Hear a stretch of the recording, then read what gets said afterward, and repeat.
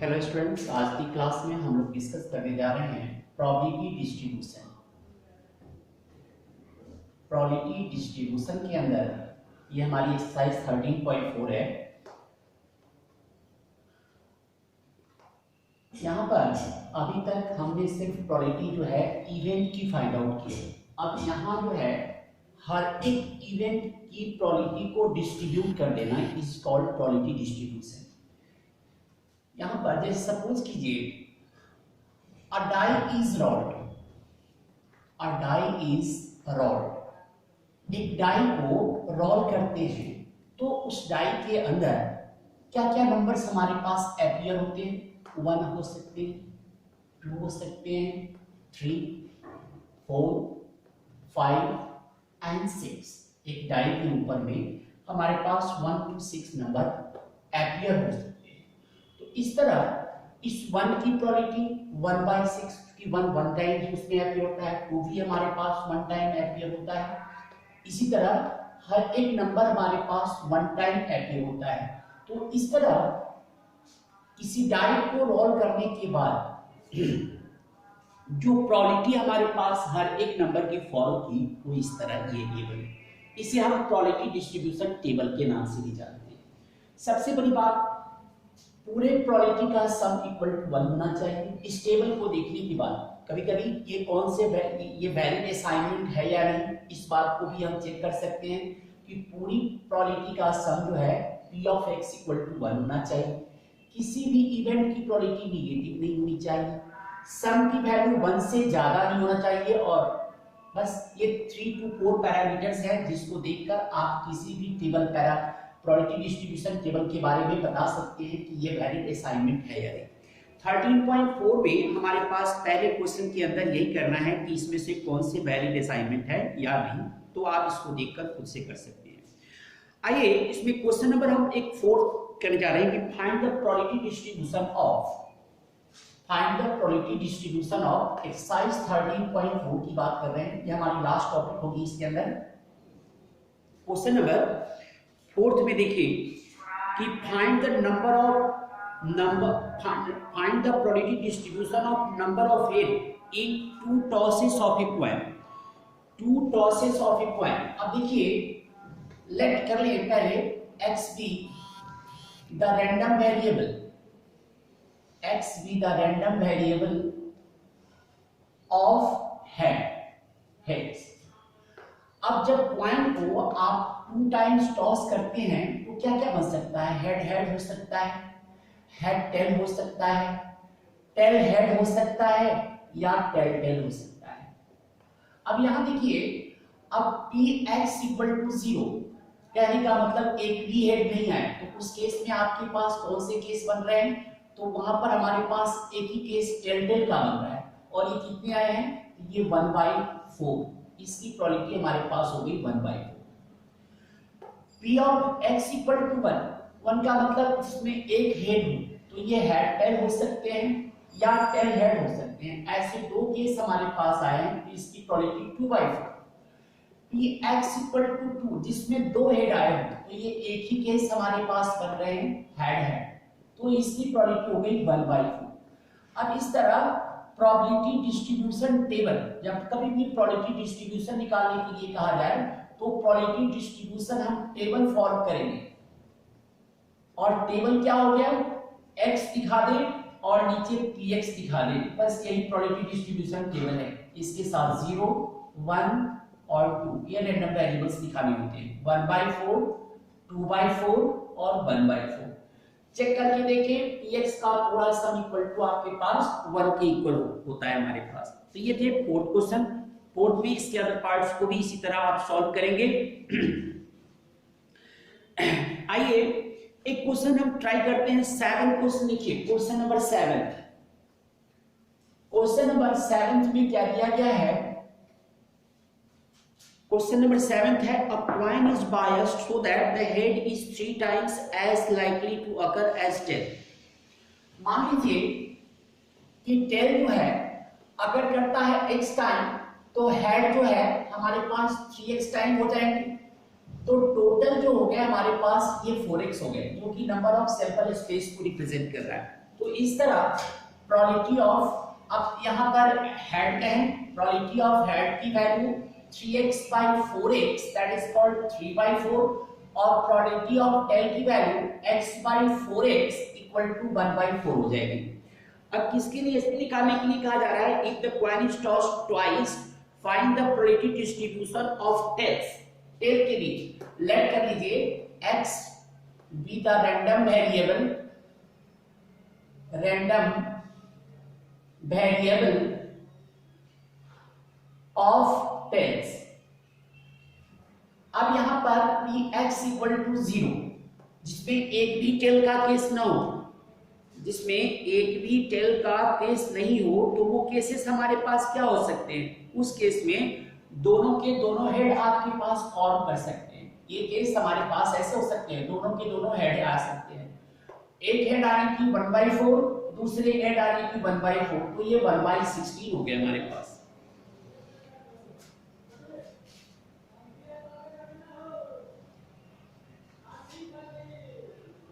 Question में हमसे किसकी डिस्ट्रीब्यूशन ऑफ टेल, टेल के लिए हमारे पास कहा जा रहा है।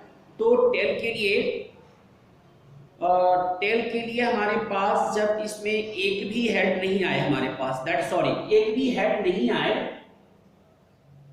सॉरी ये हमने गलत कर दिया, ये तो टेल के लिए कहा जा रहा है। तो हेड की प्रोबेबिलिटी हमारे पास इस केस में ये इस तरह से आप फाइंड आउट कर सकते हैं कि नंबर ऑफ टेल के लिए हमारे पास 1/4 टेल की हमारे पास है, तो 1/4 इंटू 1/4 px इक्वल टू 1। एक टेल हमारे पास आया तो एक टेल की क्या आ जाएगी हमारे पास, ये तो दोनों हेड, सॉरी ये हमारे पास हेड की तो 3/4 थी ना, तो 3/4 इंटू 3/4 मैंने गलत कर दिया, 9/16 हो गई। x इक्वल टू 1 का मतलब एक टेल होनी चाहिए, या तो हेड टेल हो सकता है या टेल हेड हो सकता है आपके पास। तो हेड की हो गई 3/4 इंटू 1/4 प्लस 1/4 इंटू 3/4, सॉल्व कर लें 3/16 प्लस 3/16, ये हमारे पास कितने हो गए 6/16 हो गए। और px इक्वल टू 2 जिसमें दोनों के दोनों हेड हो, सॉरी दोनों के दोनों टेल हो, तो इसकी 1/4 इंटू 1/4 इक्वल टू 1/16। अब यहाँ पर प्रोबेबिलिटी डिस्ट्रीब्यूशन टेबल क्या बन जाएगी आपके पास, डिस्ट्रीब्यूशन टेबल इज x और यहाँ px दिखा दें, x की जगह 0 1 2, हमारे पास 0 1 2 का मतलब हो गई 0 की वैल्यू आपने 9/16, 6/16। आप चाहें यदि कैंसिल होता है तो कर सकते हैं, मैंने एलसीएम सेव रखा है ताकि ऐड करने में भी कोई दिक्कत नहीं हो। ये 1/16 हो गई, तो ये हमारे पास प्रोबेबिलिटी डिस्ट्रीब्यूशन बन गया क्वेश्चन नंबर 7 के लिए। ये 7 क्वेश्चन था। इसके बाद आइए क्वेश्चन नंबर 8 समझते हैं, जिसमें हमारे पास क्वेश्चन नंबर 8 में टेबल दिया गया है। क्वेश्चन नंबर 8 में हमारे पास टेबल दिया गया है। 8 में हमारे पास x और px की वैल्यू आपके पास दी गई है, x और px की वैल्यू दी गई है। x हमारे पास कौन से चल रहे हैं 0 1 2 3 4 5 6 7, 0 1 2 3 4 5 6 एंड 7 तक ये हमारे पास दिया गया है। उसके कॉरेस्पॉन्डिंग प्रोबेबिलिटी हमारे पास 0 k 2k 0k 2k 3k k square, अगला आपके पास है 2k square, 0k 2k 3k 2k, sorry 2 बार रिपीट किया है, ये गलत मैं कर रहा हूं, 2k 2 बार रिपीट किया है। ये 4 के लिए आपके पास है 3k, 4 के लिए 3k, 5 के लिए k स्क्वायर, 5 के लिए k स्क्वायर, 6 के लिए 2k स्क्वायर, 7 के लिए 7k square plus k, 7k square plus k, ये हमारे पास दी गई है। इस क्वेश्चन में क्या कर रहा है, कि पहले डिटरमिन के, पहला क्वेश्चन है कि के की वैल्यू निकाल। तो आप जानते हैं ना समेशन px इक्वल टू 1, पूरे प्रोबेबिलिटी का सम इक्वल टू 1 होता है। तो इस केस में k plus 2k plus 2k plus 3k plus k square 2k square 7k square plus k, और ये इक्वल टू आपके पास 1 है। अब यहाँ पर इस पूरे का सम हम लोग निकाल लें। देखिए सम कर रहा हूं, 7k square plus 2k square 9k square plus k square 10k square हमारे पास हो गए, k 3k 4k 6 और 8 प्लस 1 9k हमारे पास हो गए, और 1 को उधर ले लीजिए, -1 इक्वल टू 0। अब क्या करनी है, 10k square plus 10k minus k -1 equal to 0। 10k हमने कॉमन ले लिया तो k प्लस 1 और -1 कॉमन लिया k plus 1 equal to 0। 10k -1 और इनटू में k प्लस 1 इक्वल टू 0। तो 10k -1 either 10k -1 equal to 0, तो यहां से k की वैल्यू 1/10 हो गई, और k प्लस 1 इक्वल टू 0, तो k की वैल्यू -1 होगा, जिसे हम नेगलेक्ट कर देंगे। तो पहला हमारे पास k की वैल्यू क्या मिल गई, 1/10।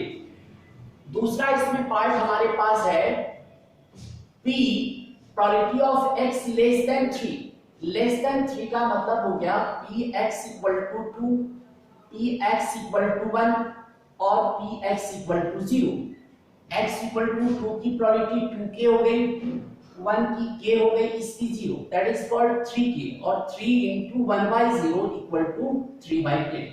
तो इस तरह इसके क्वेश्चंस को आप सॉल्व कर सकते हैं, और इस एक्सरसाइज के अंदर एक्सरसाइज 13.4 में आप सिर्फ 1 से लेकर 10 तक के क्वेश्चन को ही सॉल्व करेंगे। तो इस तरह प्रोबेबिलिटी की टॉपिक जो है आपकी यहीं पर कंप्लीट हो रही है।